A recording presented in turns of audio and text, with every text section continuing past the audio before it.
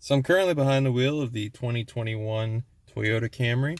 I wanted to take a moment to showcase how to replace the battery in your key fob. So this one features a manual key, but it's simple enough. So grab your Toyota Camry key fob.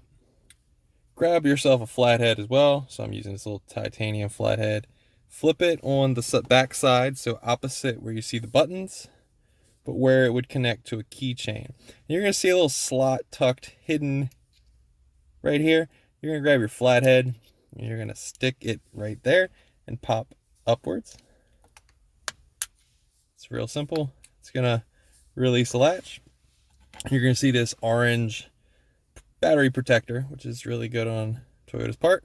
Just kind of flick it up, and that's going to reveal this Panasonic CR2032 battery. Now, if you were going to replace it, I do not need to. There's a little spot up top. You can stick a flathead, pop it up. If your fingernail can get in it, it's right there. But so pretend I just swapped out the battery, replaced their little protector, and you're just going to clamshell it back together. I would suggest not pushing or taking note of where your fingers are for the button, particularly the alarm button. But you're going to snap it all back together, and you are good to go.